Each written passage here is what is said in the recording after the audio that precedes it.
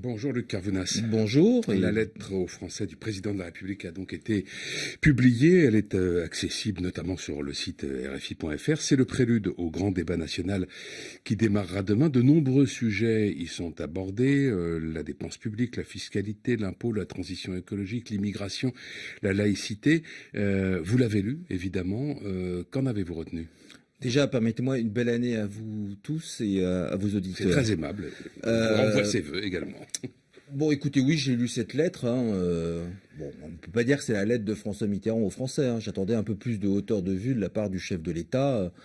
Écoutez, c'est un peu le liste à l'après-vert de questionnements. On lui a parfois reproché la pensée trop complexe, une expression difficile d'accès. Oui. Là, c'est plus simple. Donc, je crois que cette lettre, c'est le dernier cadeau de Monsieur Faure qui est en partance. C'est lui qui l'a écrite. Donc, il a pesé les mots. C'est de la communication, tout ça.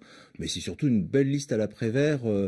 Et c'est un peu inquiétant, un président de la République qui, au bout à peine de 18 mois d'exercice de son mandat, qui se pose autant de questions et qui surtout, il faudrait qu'il arrive, c'est pas un vilain mot, l'expression gilet jaune, c'est pas un gros mot. Ce serait bien que de temps en temps, il puisse aussi dire pourquoi on en est arrivé là, à cette lettre aux Françaises et aux Français. C'est parce que nous avons depuis presque 2 mois et demi maintenant des centaines de milliers de Français qui veulent de la justice sociale, de la justice fiscale. Et je trouve que l'exercice auquel le chef de l'État nous invite est d'ores et déjà très fermé. Et en même temps, vous savez, on est un peu coutumier maintenant. À la fois, il dit il n'y a pas de question tabou, mais surtout, il ferme le seul sujet qui a commencé avec la hausse des taxes sur les carburants, qui a posé problème et qui a aujourd'hui un sparadrap sur son mandat qui lui colle à la chaussure ou sur le dos, peu importe. C'est l'ISF, bien sûr. Donc, quand je disais que c'est pas la lettre de François... C'est la seule porte qui soit véritablement fermée, en effet, dans cette lettre. Il dit, nous ne reviendrons pas sur... Alors, il ne nomme pas d'ailleurs l'ISF. Nous ne reviendrons pas sur les mesures que nous avons prises pour corriger, pour encourager l'investissement. Attendons de voir si... Mais Frédéric Rivière, pourquoi?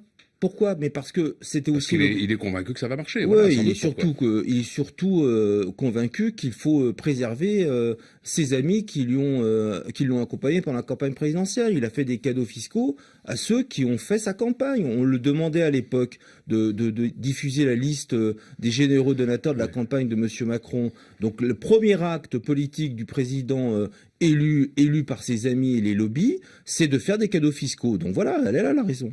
Alors, je le disais, il y a un sujet qui avait été évoqué par le président de la République lors de ses vœux, puis qui finalement avait plus ou moins disparu et qui réapparaît, c'est l'immigration.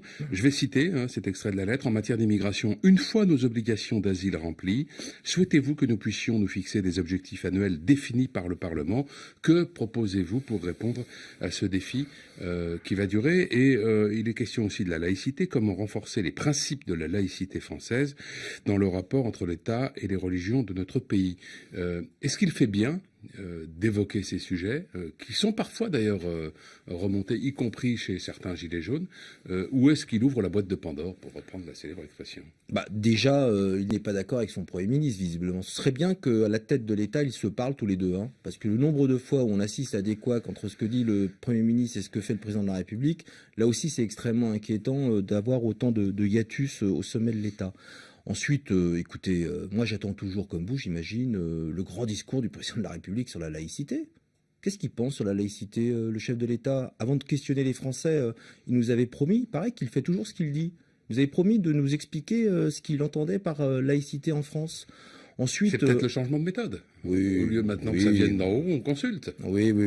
C'est surtout, encore une fois, je trouve fâcheux de la part d'Emmanuel Macron d'aller courir parce qu'on est en campagne d'ores et déjà électorale vis-à-vis des européennes, parce que malheureusement aujourd'hui l'extrême droite caracole dans les sondages. Extrêmement inquiétant. Relisez bien cette lettre où le président de la République nous interpelle en nous demandant qui nous sommes finalement sur l'identité. C'est quelque part la question de l'identité nationale que pose le chef de l'État sans vouloir le dire. Il nous interpelle en nous demandant qui nous sommes. Il conclut sa lettre en parlant de quotas d'immigration, parfois même en liant le sujet immigration et laïcité de manière un peu douteuse. Donc tout ça, on voit bien que le filigrane de cette pensée complexe, c'est celle d'une campagne européenne qui ne porte pas son nom, et c'est un coup de communication et de tactique électorale, sauf qu'à force d'aller courir derrière les vieilles lunes de l'extrême droite, Je ne suis pas sûr que c'est comme ça que l'on pourra empêcher demain d'avoir une droite dure forte dans la campagne. On a assisté samedi à la 9e journée de mobilisation des Gilets jaunes, une mobilisation qui est repartie à la hausse. Comment vous expliquez cette espèce de second souffle? En tout cas, il a bien vu, le président, le sens de l'effort des Français, puisque la veille, il les appelait à avoir ce sens-là. Vous savez, tous ces petites phrases, ce mépris permanent de la part du président, ça n'arrangera rien. Et en tous les cas, la trêve des confiseurs, c'est bien, elle porte bien son nom, c'est la trêve des confiseurs. Moi, je l'ai vu dans le département de la Corrèze, chez mes beaux-parents, 3 voitures sur 4 avaient le gilet jaune sur le tableau de bord. Ouais. Donc on voit bien que malgré la trêve des confiseurs, la dynamique était là. Donc je pense qu'il faut des réponses fortes. Je ne pense pas sincèrement que le grand débat, dont on comprend bien qu'il est déjà un petit peu biaisé, puisque le mode d'emploi est fermé de la part du chef de l'État, soit la réponse à la hauteur. Et à un moment donné, il faudra peut-être que le peuple s'exprime au-delà du grand débat, au travers des urnes. Alors il y a le rendez-vous des élections européennes, mais je ne pense pas à celui-là. À un moment donné, si la pression ne tombe pas, moi je vous le dis ici à cette antenne, si on assiste encore pendant plusieurs week-ends à des centaines de milliers de Français sur les mobilisés, alors il y aura un problème, et la seule réponse politique, c'est une élection, une dissolution de l'Assemblée nationale. De plus en plus de journalistes sont pris à partie dans les manifestations, parfois très violemment.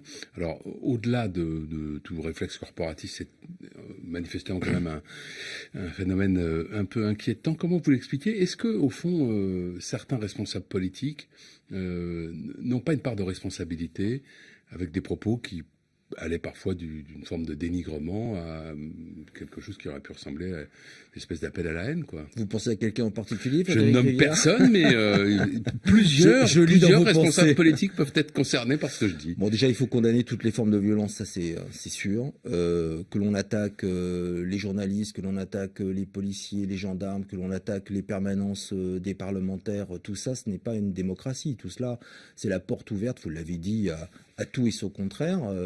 Aussi au fascisme, parce que cela commence comme ça, hein, quand les émetteurs de l'opinion publique se font agresser, après, on ne sait plus où cela s'arrête. Et donc, il faut condamner ces violences-là. Moi, j'ai vu que les Gilets jaunes s'organisaient d'ores et déjà maintenant avec un service d'ordre, et c'est tant mieux. Mais je pense que, heureusement, tout cela est assez minoritaire face à tout ce qui se passe depuis des semaines et des semaines maintenant au travers de ce mouvement social. Marine Le Pen a lancé hier la campagne du Rassemblement national pour les européennes. Elle veut en faire un scrutin anti-Macron. Est-ce que ça peut fonctionner? Déjà, j'aimerais surtout savoir qui est candidat pour le Rassemblement national. C'est Marine Le Pen, c'est son nouveau tête de liste, Jordan Bardella. Jordan Bardella. Donc, qui est le vrai candidat? Donc, si Jordan Bardella accepte d'être finalement une potiche à 23 ans, c'est son problème.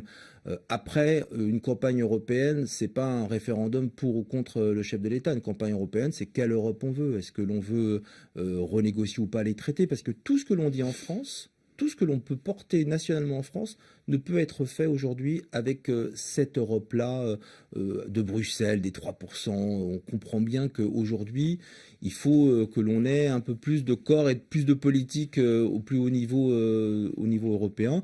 Et j'espère en tous les cas que pour ma famille politique, nous serons au rendez-vous. J'ai entendu que Olivier Faure était prêt à être candidat. Écoutez, en tous les cas, s'il est candidat, et moi je le souhaite aussi qu'il le soit, nous ferons campagne pour dire quelle Europe nous voulons justement face à ces montées de populisme que l'on voit partout dans le monde désormais. Merci Luc Carvoudas. Bonne journée. Merci.